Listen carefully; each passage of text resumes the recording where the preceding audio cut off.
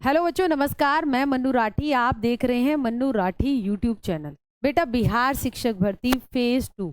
तो आज तो मैं एक तरीके का आपको बिहार बुलेटिन, शिक्षक भर्ती का बुलेटिन आपको देना चाहूँगी, सुनाना चाहूँगी कि भाई क्या सिलसिलेवार क्रम वाइज क्या बातें हुई है। ठीक है, एक एक करके सारी बातों को जानेंगे। बेटा, आज से ही आपके प्राथमिक के प्राइमरी वाले जो कि बहुत दिनों से वेट कर रहे थे कि भी हम BLED वाले हैं, BTC वाले हैं, DLED वाले हैं, हमारे आवेदन करने कब स्टार्ट होंगे, क्योंकि उनके जब पद बढ़ाए गए लगभग 50,263 पद, उसमें प्राथमिक के पद आए, तो उनके आवेदन करने की तिथि आज से फॉर्म भरने वो शुरू कर देंगे। ठीक है, चलिए अब एक एक करके सारी चीज़ों को समझते हैं। ध्यान से सुनिएगा, एक ही वीडियो में आपकी सारे डाउट्स क्लियर हो जाएंगे। बेटा देखिए, आपको मैं कहती हूँ कि बताती हूँ कि हमारा पहला एडवर्टाइजमेंट आया यानी कि 4 नवंबर को, जिसमें कहा गया कि फेज 2 के तहत बिहार में शिक्षक भर्ती होगी। उसमें प्राथमिक के कोई पद नहीं निकले। छठी से 8वीं जिसको प्रारंभिक कहा गया उसके 31,982 पद, 9वीं से 10वीं के 18,877 पद और 11वीं से 12वीं के 18,577 पद, ये एडवर्टाइज हुए 4 नवंबर को। इसको लेकर डिटेल में वीडियो एलिजिबिलिटी का आपको मन्नू राठी यूट्यूब चैनल पर मिल जाएगा। इसके बाद देखिए एक नोटिस आया जिसमें कहा गया कि भाई हम 50,263 पद ये और एडिशनल ऐड कर रहे हैं इस भर्ती के अंतर्गत। इसमें ये जो प्राथमिक के 9,431 पद है ना, इनके लिए अब आवेदन शुरू हो गया है। ठीक है, इसको लेकर अगर आप देखेंगे तो ये आपका नोटिस यहाँ पर आ चुका है। इस नोटिस को ध्यान से देखिए कि 9,431 पद के लिए आप भारत के नागरिक हो। ठीक, आपने केंद्र सरकार द्वारा समय समय पर सीटेट पेपर 1 या बीटेट पेपर 1 क्वालिफाई कर रखा हो। अगर आप जनरल हैं, ठीक है, और अन्य राज्य से बिलोंग करते हैं और मेल है, अन्य राज्य के मेल के लिए तो भाई 90 मार्क्स वाला क्वालिफाइंग माना जाएगा। और आपका SC OBC जनरल फीमेल चाहे वो अन्य राज्य की भी हो तो उसका 82 वाला सीटेट पास सर्टिफिकेट चल पड़ेगा। 82 में वो सीटेट पास माना जाएगा। हालांकि हमारा जो सीटेट होता है वो 90 पर क्वालिफाई होता है, मगर यहाँ फीमेल के लिए जो है वो यहाँ पर आपका ये है कि वो 82 यानी कि आपका 55% पर पास मानी जाएगी। ठीक है, तो वो आवेदन कर सकती है, चाहे वो बिहार की फीमेल हो या अन्य राज्य यूपी, उत्तराखंड, दिल्ली, उनकी फीमेल हो और 82 मार्क्स है तो फॉर्म भर सकती है। बाकी आपका वही है, आपका 50% मार्क्स के साथ आपका उच्चतर माध्यमिक, साथ में आपने डिप्लोमा जो भी आपका DLED, JBT, BTC आपका कहा जाए वो कर रखा हो। अगर आपका 2002 से पहले है तो आपके 45% मार्क्स जो हैं 12th के वो भी चलेंगे और साथ में डिप्लोमा हो तो वो भी चलेगा। 50% 12th में और BLED कर रखा हो, या फिर आपने 50% हो और BEd स्पेशल एजुकेशन का जो आपका स्पेशल एजुकेशन का 2 साल का डिप्लोमा, BEd नहीं डिप्लोमा इन स्पेशल एजुकेशन जो कि RCI rehabilitation council of India द्वारा जो होता है कराया जाता है, वहाँ से कर रखा हो। और स्नातक तथा प्रारंभिक शिक्षा में द्विवर्षीय डिप्लोमा जो BTC कहलाता है वो कर रखा हो। ग्रेजुएशन के साथ आपका 2 साल यानी BTC। ठीक, ये सारी बातें आपको समझ में आई। अब आपको मैं बता देती हूँ परीक्षा का पैटर्न। देखो, परीक्षा का पैटर्न आप ध्यान से एक ही स्लाइड में सभी पदों का देख सकते हैं। बेटा इसको देखो, आपका 2.5 घंटे का पेपर होगा। आपका पहले होता था इनका भाषा जो है टायर 1 में भाषा क्वालिफाइंग पहले भी थी, मगर ज़्यादा मार्क्स की होती थी तो एक दिन वो पेपर लेते थे, अगले दिन जो है आपकी विषय वाइज जो आपके जैसे पहली से 5वीं का, 9वीं 10वीं का ऐसे पेपर लेते थे। अब की बार ऐसा कुछ नहीं है, एक साथ 2.5 घंटे का आपका पेपर होगा। ठीक है, भाषा जो है वो अभी भी क्वालिफाइंग रहेंगी। इंग्लिश के 8 प्रश्न आएंगे, हिंदी, उर्दू या बांग्ला इनमें से कोई भी चूज कर सकते हो, 22 प्रश्न आएंगे। आपको मिनिमम 9 मार्क्स लेने हैं 30 में से, तभी आपका ये 120 नंबर वाला पेपर चेक होगा। ठीक है, सेम चीज आपकी PRT में है, सेम चीज छठी से 8वीं में है, ये भाषा क्वालिफाइंग वाली, सेम 9वीं 10वीं में और सेम 11वीं 12वीं में। यहाँ तक सबको क्लियर है? ठीक है, इसके बाद देखिए क्या कह रखा है कि आपका अब ऐसा नहीं है कि वो एक ही पेपर आएगा 2.5 घंटे का, उसके बाद आप अपना आगे का अटेम्प्ट करना स्टार्ट कर देना, ये नहीं कि आपको अलग पेपर बाद में दे रहे हैं साथ के साथ। अब क्या है आपका, अब रह गए भाई 120 नंबर जो है यहाँ पर जीएस 40 मार्क्स का आपका प्राथमिक में है, 40 का ही आपका छठी से 8वीं, 40 का ही 9वीं 10वीं और 40 का ही 11वीं 12वीं। इस जीएस के अंतर्गत आपका आएगा भाई maths, science, general awareness, reasoning, social studies, भारतीय राष्ट्रीय आंदोलन, ज्योग्राफी और ईवीएस। बहुत वास्ट है, ढंग से टॉपिक भी मेंशन नहीं करे हैं कि क्या आएगा। तो इसके लिए पूर्व प्रश्न पत्र यानी जो अभी अभी बिहार शिक्षक भर्ती हुई है टायर 1 की, उनको देख लीजिएगा, वो महत्वपूर्ण रहेंगे।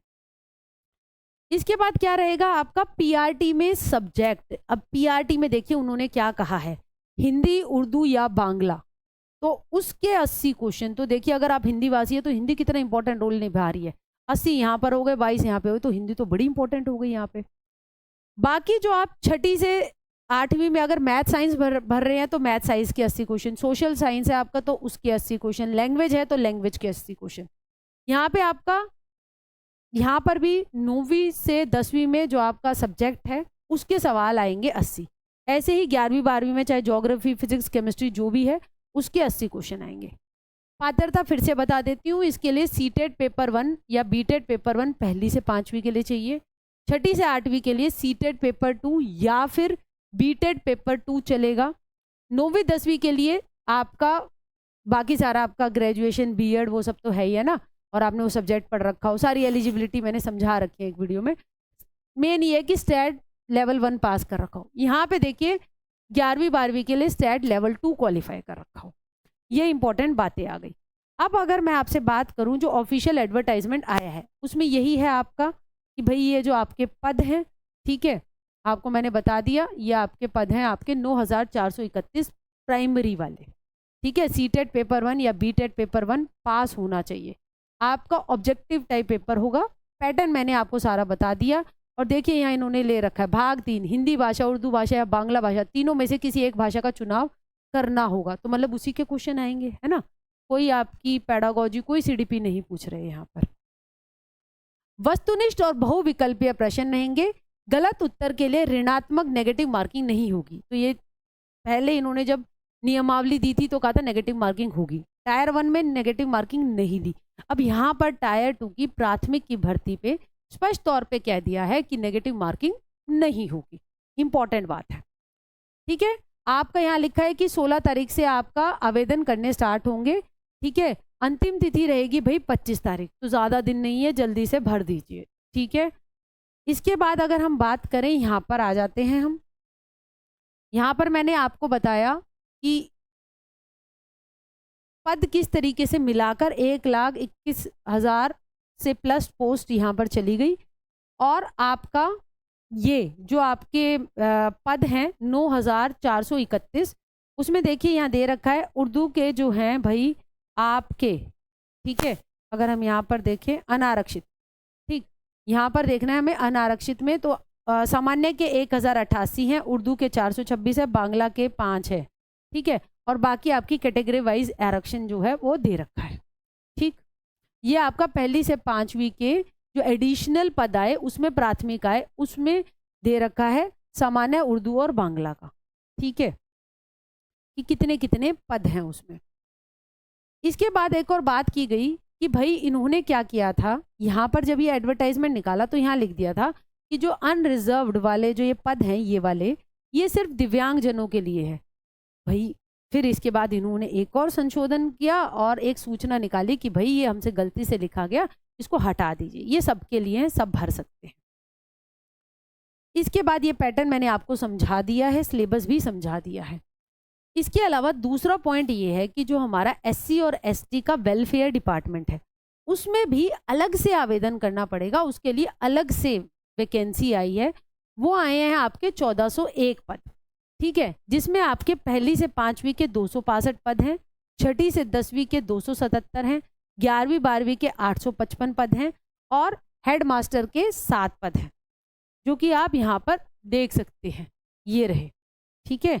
यहाँ पर आपका वही है कि आपका ये देखिए अनारक्षित, यहाँ पे आपका 105 + 38, ठीक है, इस तरीके से ये पद हैं और इनकी एलिजिबिलिटी वही सेम है जो कि हमारी स्टार्टिंग में टायर 2 की जब 4 तारीख को भर्ती आई तो वो जो सब्जेक्ट वाइज एलिजिबिलिटी थी वही है।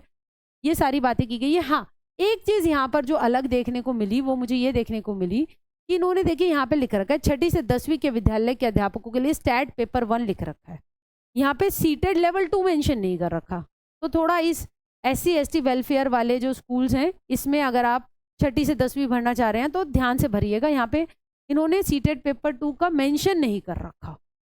तो ये एक इम्पॉर्टेंट पॉइंट जो मुझे यहाँ देखने को मिला, हालांकि कोई और संशोधन आ सकता है। ठीक है, इसके बाद हम जाते हैं अगली बात पे। Beware of false comments against BPSC, Bihar public service commission के अगेंस्ट यूट्यूब प्लेटफॉर्म पे ऑनलाइन तरीके से या कहीं पर भी कुछ गलत बोलने से बेटा बचिए, आपको ब्लैकलिस्ट कर दिया जाएगा। ठीक है, उसको लेकर भी आप यहाँ देखिए इन्होंने यहाँ पर ये शो कोज नोटिस यहाँ पे दे रखा है कि इन सारे 9 अभ्यर्थियों ने वेबसाइट ईमेल के माध्यम से हमने स्पष्टीकरण मांगा, जिसमें से जो है इन्होंने कहा कि 6 ने दे दिया, 3 ने अभी नहीं दिया, उनके नाम तक दे रखे हैं और क्या रखा है कि तुमने गलत क्यों बोला यूट्यूब प्लेटफॉर्म में। यूट्यूब लिंक्स भी लगा रखे हैं जहाँ पर गलत बोला।